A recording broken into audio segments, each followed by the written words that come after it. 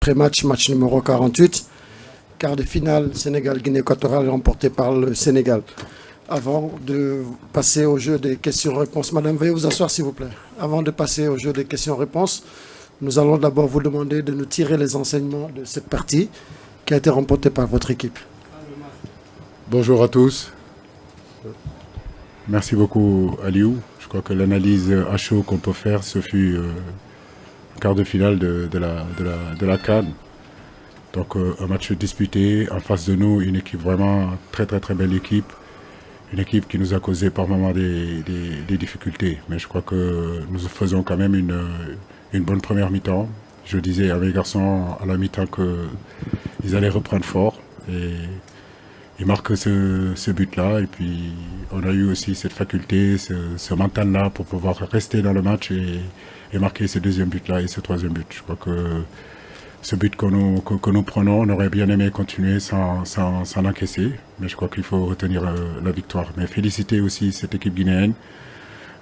Techniquement très fort. Donc il fallait courir, maintenir la pression sur eux. À chaque fois qu'on reculait, ils avaient des espaces et techniquement ils étaient capables de percer notre milieu.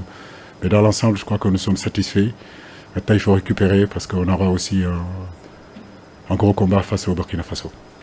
Mais nous sommes très satisfaits de cette victoire et nous nous dédions vraiment à notre peuple. Question? Oui, là-bas derrière. Merci, coach. Bonsoir. Félicitations pour la qualification. C'est Bakary Cissé du journal Record Sénégal. Coach, moi je pense que vous étiez l'homme du match ce soir pour avoir fait... Merci Bakary. Pour avoir fait des changements productifs. Un coaching gagnant. À quel moment de la partie vous vous êtes dit il faudra lancer dans le bain et Ismaïla Sarr et Cheikhou Kouyaté, surtout quand on sait que Ismaïla Sarr revient de blessure et que ce n'est pas évident que Cheikhou Kouyaté reprenne sa marque dans la partie. Merci. Oui, Cheikhou, merci Bakary. Cheikhou, on le connaît, c'est un garçon expérimenté. Dès lors, Pape Gueye a pris ce carton, donc il était un petit peu amoindri. Il jouait plus normalement, donc il fallait le changer. Donc, et puis sur leur côté gauche avec Coco, c'était un bon relanceur. On a peiné en première période sur ce côté gauche, donc notre côté droit. Cheikhou nous a apporté un petit peu de stabilité quand il est rentré. Donc, et puis Ismaïla, on savait qu'il pouvait rentrer à n'importe quel moment. Nous nous battons depuis 2 mois contre Watford pour le garder avec nous parce que je connais ses qualités. Je sais que l'équipe a besoin de lui. Il lui faut pas beaucoup d'occasions pour, à un moment donné, réaliser et concrétiser des occasions et marquer des buts. Donc nous sommes très fiers et très satisfaits aujourd'hui de ces rentrées-là. Nous avons choisi 30 joueurs, donc comme je vous le dis, on compte sur tout le monde. Quand vous regardez cette CAN-là, pratiquement, c'est la première fois qu'il y a autant de joueurs qui jouent, qui rentrent, qui sortent. Nos garçons sont prêts, qu'ils soient sur le banc, qu'ils commencent. Il y a une solidarité, le groupe vit bien, donc c'est très bien qu'aujourd'hui la solution vient du banc. Question? Ici, devant. Merci. Félicitations, coach. Merci. Moi, ma question elle est relative au Bissau-Guinéen. On l'a vu qu'il est survenu un peu au moment où...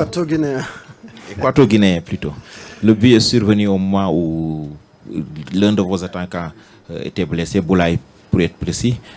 Quel est le discours que vous avez tenu à vos joueurs là, après ce but-là? Après ce but? Juste après l'égalisation. De continuer à jouer. C'est vrai qu'on menait 1-0. Comme je l'ai dit en conférence de presse hier, il ne fallait pas confondre vitesse et précipitation. Plus le match durait, mieux ça serait pour nous. Il ne fallait pas sortir du match. Et je crois que les garçons, c'est ce qu'ils ont fait. C'est ce que je leur avais dit. Restez focus, restez concentrés. Un match, ça se joue 90 minutes. Et c'est ce qu'ils ont fait. Et on a su insister, continuer à attaquer, ne pas être perturbé par ce but-là. Ouais.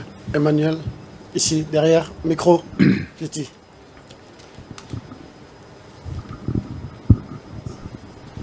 Bonsoir coach. Bonsoir. Emmanuel Baranguet pour l'agence France Presse. Après un début de tournoi un petit peu difficile, on a l'impression que vous êtes à votre sommet. Là, vous jouez comme une grosse équipe. Est-ce que vous considérez là qu'aujourd'hui, votre équipe elle a joué un vrai gros match de très haut niveau et que vous avez le potentiel pour gagner? Non, on ne s'enflamme pas. On sait que tout n'a pas été parfait dans cette rencontre-là. On a voulu mettre de l'intensité en début de match. Il n'y a pas eu beaucoup d'intensité. Donc le match a démarré tout doucement. Comme je vous le dis, nous avons fait un début de préparation très difficile. Beaucoup de gens nous disaient qu'on cherchait des excuses, mais quand vous perdez 10 joueurs à la préparation et qu'ils ne sont pas là, c'est normal que le début soit poussif. Mais nous avons bien travaillé, on a eu la foi, on n'a jamais abandonné, on s'est concentré sur nous, continué à progresser. Aujourd'hui, c'est vrai que tout le monde est d'accord que le Sénégal est en train de monter en puissance. Maintenant, comme je vous le dis, on sait que le football est fragile, l'équilibre est fragile, il ne faut pas s'enflammer, il faut récupérer rapidement parce que contre le Burkina Faso, ça sera aussi une grosse bataille. Ok, ici devant.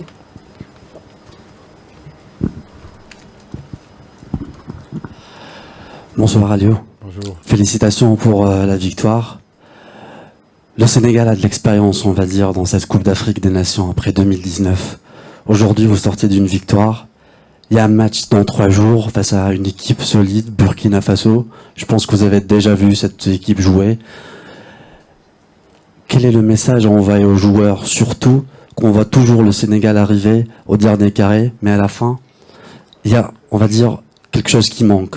Cette fois-ci, les Sénégalais, je pense, ils croient dans cette équipe de Sadio Mané. Quel est le message à envoyer à vos joueurs et aussi à vos supporters aujourd'hui? Merci. Merci, on a toujours cru en nous, on a toujours continué à travailler malgré les critiques, malgré tout ce qu'on a pu dire. Je crois que ça fait 6 ans que nous sommes ensemble, notre force, nous la connaissons. Ça fait 6 ans qu'on bourlingue partout sur le continent africain, on a joué tout type de football. Cette CAN-là, la plupart d'entre eux, il y en a qui sont à leur 4e CAN, d'où l'expérience que vous êtes en train de parler. Moi-même, j'ai été footballeur, je le dis, j'ai joué de la CAN, je connais cette CAN-là, c'est ma 3e CAN. Dans les moments difficiles, on est resté serein, voilà, on est resté serein, on a fait front et on est avancé ensemble. Et aujourd'hui, gagner ce match-là, ça fait plaisir. Donc, mais comme je le disais tout à l'heure, rien n'est fini. Il nous reste encore 2 matchs. Qu'il faut bien préparer, surtout de bien récupérer pour pouvoir jouer ce match face au Burkina, qui sera un match très difficile. Les Burkina Faso au Sénégal, tout le monde sait, c'est des matchs très disputés. Donc nous nous attendons aussi à un match très compliqué sur ces demi-finales. Ouais. Ici, là, maintenant.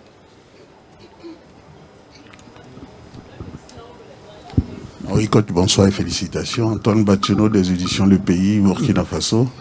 Alors, vous parlez à chaque fois d'un match difficile face au Burkina, une équipe que vous connaissez, pour l'avoir déjà joué.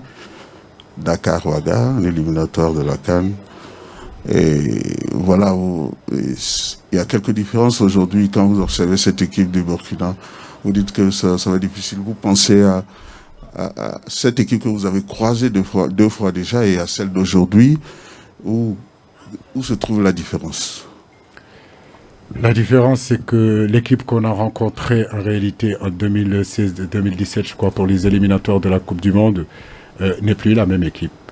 L'équipe du Burkina Faso s'est rajeunie. Aujourd'hui, Alain Traoré ne sont plus là, Bansey n'est plus là, Kaboré n'est plus là. Mais il y a aussi des pépites, des garçons aujourd'hui qui jouent avec beaucoup d'insouciance. Aujourd'hui, la stabilité aussi du pays fait en sorte que les garçons sont vraiment motivés pour jouer pour le drapeau. Tout ça, ça rajoute aussi aux difficultés qui nous attendent face au Burkina Faso. Ça n'a jamais été facile face au Burkina. Mais comme je vous l'ai dit, nous préparerons ce match-là sereinement, tout en sachant que les matchs qu'on a joués aux éliminatoires de la Coupe du Monde en 2018, où on a fait 0-0 chez nous, et on a fait 2-2, ça prouve encore les difficultés qu'on a de jouer face au Burkina Faso. Oui. Là-bas, à la dame. Coach, félicitations pour cette victoire qui vous permet de filer en demi-finale. Alors, ma question, c'est quels sont les enseignements à tirer sur ce match? D'autant plus qu'on a senti bien avant l'égalisation que la concentration n'était pas au rendez-vous. On joue la demi-finale, alors quels sont les enseignements à tirer? Quelles sont les choses à corriger? Il est difficile de rester concentré tout au long de la rencontre, même si je pense que il faut accepter aussi la qualité de l'adversaire. On a eu notre temps fort. En première période, je pense qu'on aurait pu marquer ce deuxième but. On ne l'a pas fait. En début de rencontre, ils ont eu leur temps fort sur nos pertes de balles. Et Ils nous ont percé par le milieu parce que dans le milieu, on n'était pas assez compact. Donc, c'est des choses qu'il faut rectifier. Mais dans l'ensemble, je peux dire que les garçons ont respecté les consignes et on voulait jouer ce genre de match-là et nous l'avons joué. Et c'est ça qui est important. Alors, nous allons prendre les 2 dernières questions. Une pour la dame et l'autre derrière. Bon, on va dire 3. Et avec elle, et ensuite, on arrête la conférence de presse. Allez-y, là-bas, Titi.